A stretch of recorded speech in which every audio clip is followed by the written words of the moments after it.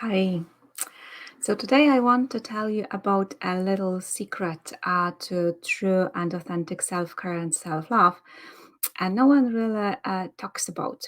So for many of us, like the concept of self-care and self-love triggers a lot of mixed feelings. Because on the one hand, we are becoming more and more aware how important it is for us, to have these good, sustainable self-care routines in our everyday life, and we understand better and better how taking care of ourselves impacts on our physical health, on our emotional well-being, and very directly on our satisfaction and happiness in life. But although the idea of self-care and self-love has become so popular over the last few years, and we are more and more aware of its relevance and potential, really, most of us really struggle with implementing and probably even more with maintaining all these healthy habits and healthy self-care routines and managing stress levels and very often staying in charge of our emotions and feelings. So I want to tell you about a little secret that we so often forget about here. Creating a true, sustainable, and holistic self care has two elements to it. And you may think about them as feminine and masculine, or using, this Chinese symbol of yin and yang. But it's all about two sides or two elements working together. Uh, and they are both vital and indispensable if you want your self care to be effective and sustainable at the same time. Uh, but uh, most of the popular approaches to self-care focuses only on one of the elements of the yang element, the masculine element. So this is all about, a goal-oriented action. So you just go and get it. You just need to do the action to get the results you're looking for. So, we use diets to lose weight, or we implement exercises to get more flexibility.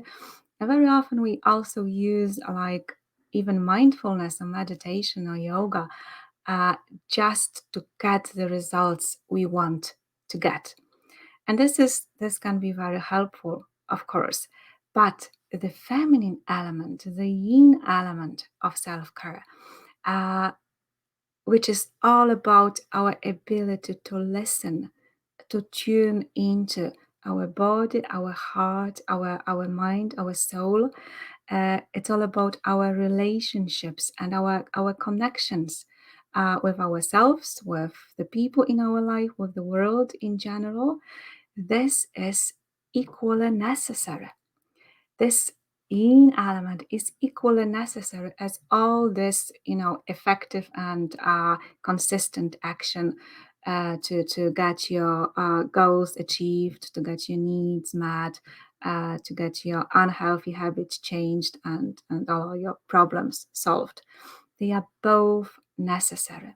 And if we focus only on the yang element, we usually miss both the main cause of the problems, uh, but also our most valuable resources to solve these problems.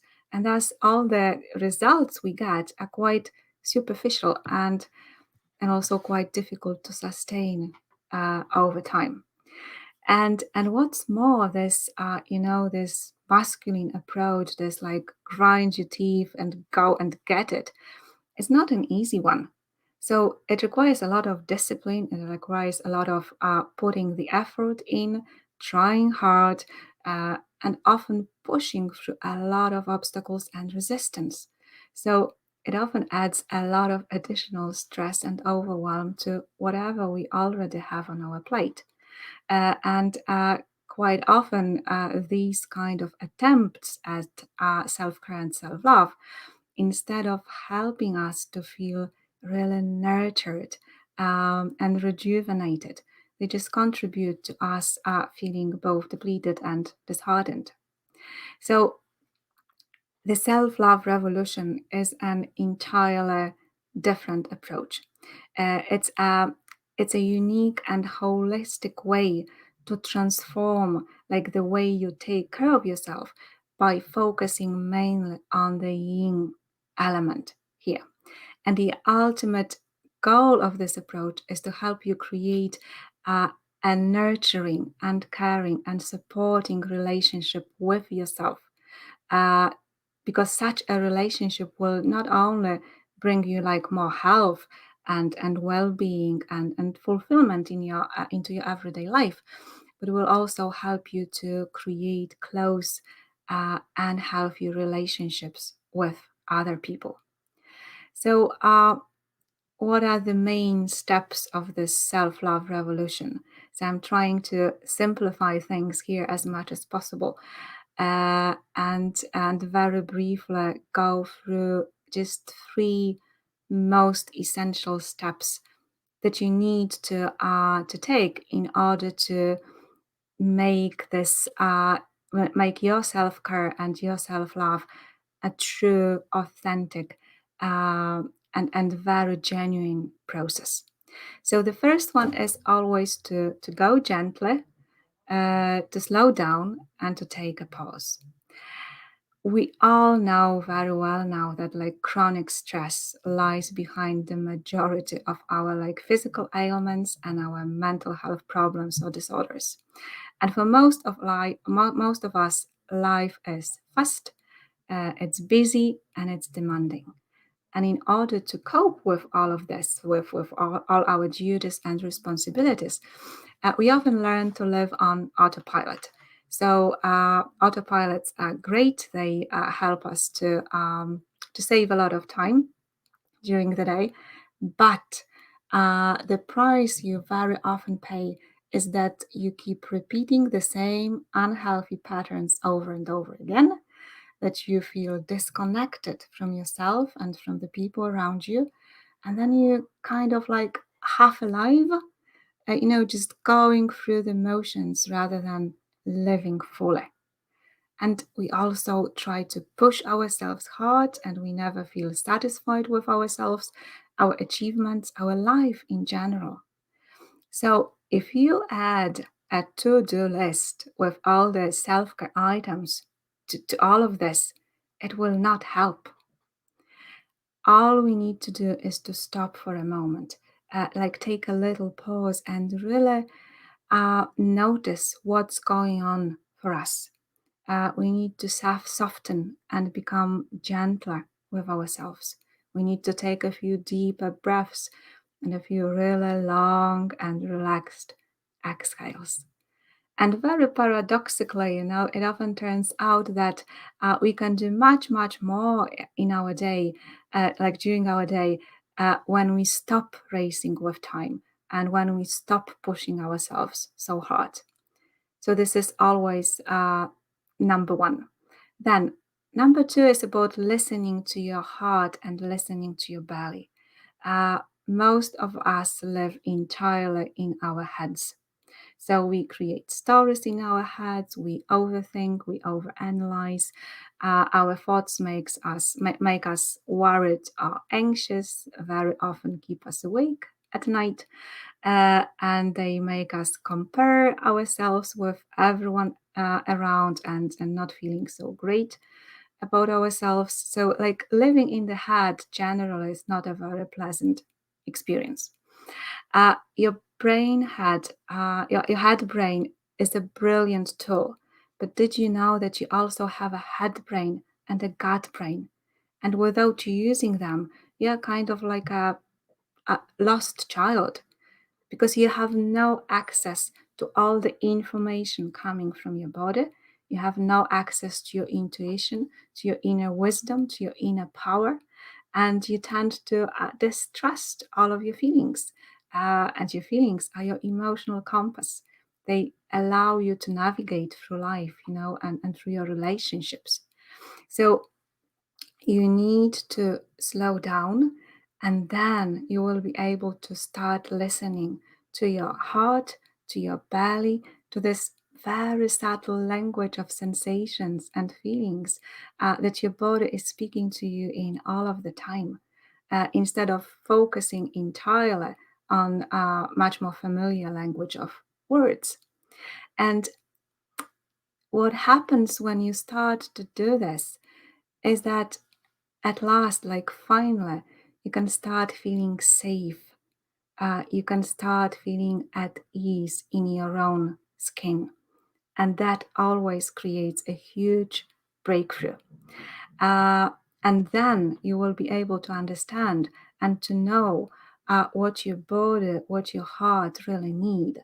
So self-care stops being, ticking all the boxes, like not eating certain foods or doing certain exercises. But instead of this, it starts to be all about responding to what your body, what your heart, what your mind, what your soul need in the moment. And the third one, the last one, so very important for us women, it's about accepting and appreciating our physical body.